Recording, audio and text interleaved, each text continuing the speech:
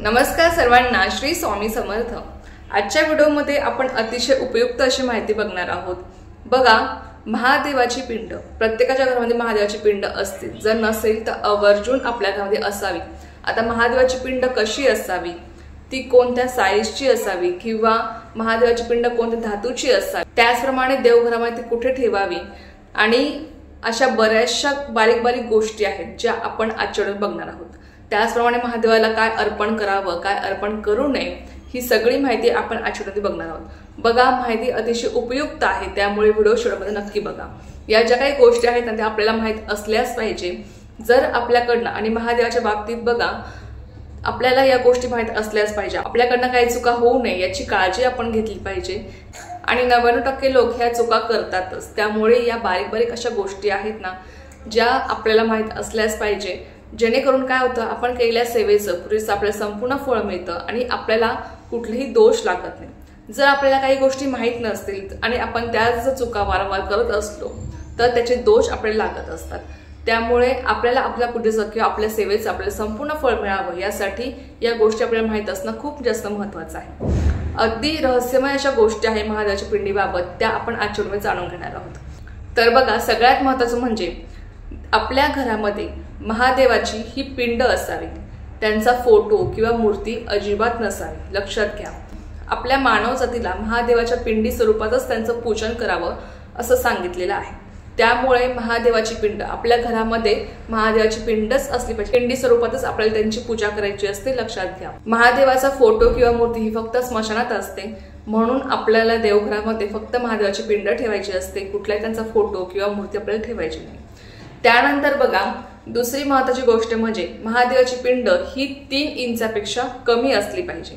लक्षात घ्या, महादेवाची पिंड ही 3 इंचापेक्षा कमी असली पाहिजे। महादेवाची पिंड आता कोणत्या धातूची असावी, तर ती दगडी असली तरी पण चालेल। तुम्ही पितळाची घेऊ शकता, पारा धातू असतो तुम्ही त्याची घेऊ शकता, पण बघा महादेवाच्या पिंडीवर नाग असता कामा नये। मग बघा, बऱ्याच जणांच्या घरामध्ये ना महादेवाची पिंड असते, त्यावर नाग असतो किंवा नंदी असतो, तर ही चूक आपल्याला करायची नाही। महादेवाच्या पिंडीवर नाग सुद्धा नसावा किंवा नंदी सुद्धा आपल्या देवघरामध्ये नसावा।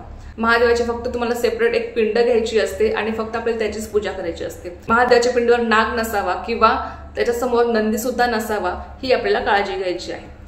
त्यानंतर महादेवाची पिंड ही देवघरामध्ये कशी ठेवावी, तर बघा, महादेवाची पिंडीचा जो निमुळता भाग असतो, ज्याला आपण जलधारा म्हणत असतो, तर त्या जलधारेचा जो भाग आहे तो उत्तर दिशेला आला पाहिजे। आपल्या घराच्या उत्तर दिशेला तो भाग आला पाहिजे।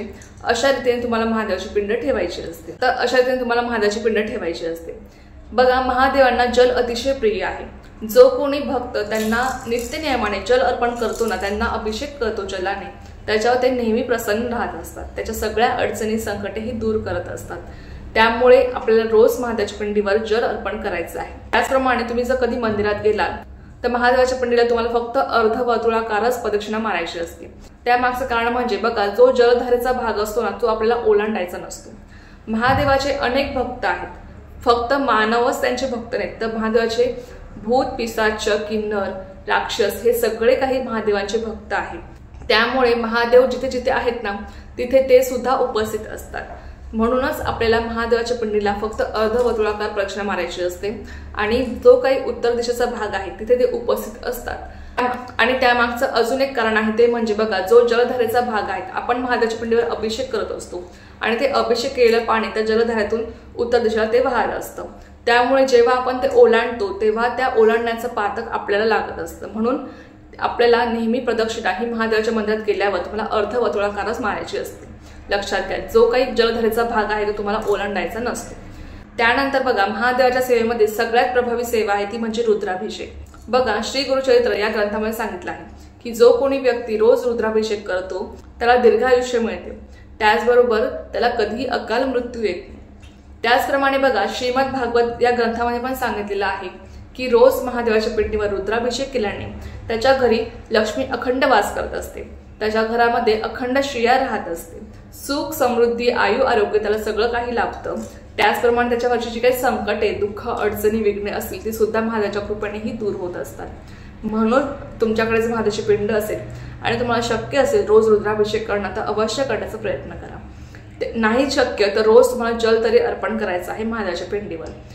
त्यानंतर बघा, आता अशा काही गोष्टी आहेत ज्या आपल्याला महादेवाच्या पिंडीवर चुकूनही अर्पण करायच्या नसतात। त्यात सगळ्यात पहिलं येतं ते म्हणजे शंख। शंखामध्ये पाणी घेऊन महादेवाच्या पिंडीवर कधी तुम्हाला अभिषेक करायचा नसतो, कारण की महादेवाने शंखासुराचा वध केला होता। म्हणूनच भगवान शंकराच्या पूजेमध्ये शंख हे वर्ज्य मानलेलं आहे। त्यानंतर बघा, दुसरी महत्त्वाची गोष्ट आहे ती म्हणजे हळदी कुंकू।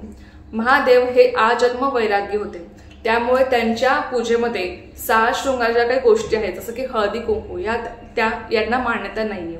म्हणून तुम्हाला महादेवाची पूजा करताना त्यांना हळदी कुंकू तुम्हाला अर्पण करायचं नाहीये, लक्षात घ्या। त्यांना आपण फक्त भस्मच अर्पण करतो हे तुम्हाला सगळ्यांना माहित असेलच। त्याचप्रमाणे महादेवाच्या पिंडीवर कधी आपल्याला तुळशीपत्र सुद्धा अर्पण करायचं नसतं।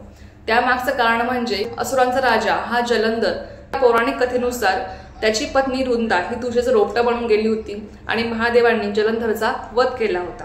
त्यामुळे तिने पण केला होता की तुळशीपत्र कधीही महादेवाला अर्पण केलं जाणार नाही। म्हणूनच आपल्याला महादेवाला कधी तुळशीपत्र अर्पण करायचं नसतं। महादेवाच्या पिंडीवर आपल्याला कधी तुळशीपत्र अर्पण करायचं नसतं। त्यानंतर कुंकू असू द्या, शेंदूर असू द्या, या सगळ्या काही गोष्टी आहेत त्या आपल्याला महादेवाला अर्पण करायच्या नसतात। त्याचप्रमाणे महादेवाच्या पिंडीवर आपल्याला कधी केवड्याची फुले अर्पण करायची नसतात, कारण की शिवपुराणानुसार ब्रह्मदेव आणि भगवान विष्णू यांच्यामध्ये वाद लागले होते आणि त्यामध्ये केवडा खोटं बोलल्यामुळे त्याला महादेवाने शाप दिला होता। म्हणूनच आपल्याला केवड्याची सुद्धा फुले महादेवाला कधी अर्पण करायची नसतात। त्यानंतर बघा, नारळाचे पाणी। नारळ हे एक लक्ष्मी स्वरूप आहे, त्यामुळे नारळ आपण नेहमी प्रसाद म्हणून खात असतो आणि जेव्हा आपण महादेवाच्या पिंडीवर नारळाचं पाणी अर्पण करतो तेव्हा ते निर्माल्य होऊन जातं। म्हणूनच महादेवाच्या पिंडीवर आपल्याला कधी नारळाच्या पाण्याने सुद्धा अभिषेक करायचा नसतो, लक्षात घ्या। बघा, त्यानंतर आहे ते म्हणजे उकळलेलं दूध किंवा पॉकेटचं दूध सुद्धा आपल्याला महादेवाला कधी अर्पण करायचं नसतं, कारण की पॉकेटचं दूध हे सुद्धा उकळूनच आपल्याला येत असतं। त्यामुळे उकळलेलं दूध असू द्या किंवा पॉकेटचं दूध असू द्या, बऱ्याच जणांना सवय असते की महादेवाच्या मंदिरात गेल्यावर पॉकेटचं दूध घ्यायचं आणि तेच अर्पण करायचं, पण हे पूर्णतः चुकीचं आहे। पॉकेटचं दूध सुद्धा आपल्याला महादेवाला अर्पण करायचं नसतं। महादेवाला फक्त आपल्याला कच्चं दूध अर्पण करायचं असतं आणि जल अर्पण करायचं असतं, लक्षात घ्या। तर या ज्या काही बारीक बारीक अशा गोष्टी आहेत ज्या आपण पाळल्या पाहिजे आणि या चुका आपल्याकडनं घडतात म्हणजे घडतात। आणि मग काय होतं, आपण एवढी सेवा करतो, आपण रोज महादेवाला दूध अर्पण करतो, जल अर्पण करतो, पण आपल्याला त्या सेवेचं फळ मिळत नाही, कारण की आपल्याला गोष्टी कुठेतरी माहीत नसतात आणि मग या चुका आपल्याकडनं घडत असतात आणि मग आपण केलेल्या सेवेचं फळ मिळण्याऐवजी आपल्याला दोष लागत जातात आणि त्यामुळे आपल्याला जीवनामध्ये अजून त्रास भोगावा लागत असतो। म्हणून या ज्या काही गोष्टी आहेत त्या आपल्याला माहीत असल्या पाहिजे आणि ही सगळी माहिती ही केंद्रानुसार आहे, त्यामुळे सगळ्यांनी हे नियम पाळलेच पाहिजे, लक्षात घ्या। तर चला, ही एक अत्यंत छोटीशी पण खूप महत्त्वाची माहिती होती जी मला तुमच्यासोबत शेअर करायची होती। झालेली सेवा मी स्वामींनी रुजू करते आणि आजचा व्हिडिओ इथेच थांबवते। तुम्हाला जर माहिती आवडली असेल तर व्हिडिओला लाईक, शेअर, सबस्क्राईब करायला विसरू नका। पुन्हा भेटूया अशाच एका व्हिडिओ सोबत किंवा नवीन सोबत। तो पण सर्वांना श्री स्वामी समर्थ, जय जय स्वामी समर्थ।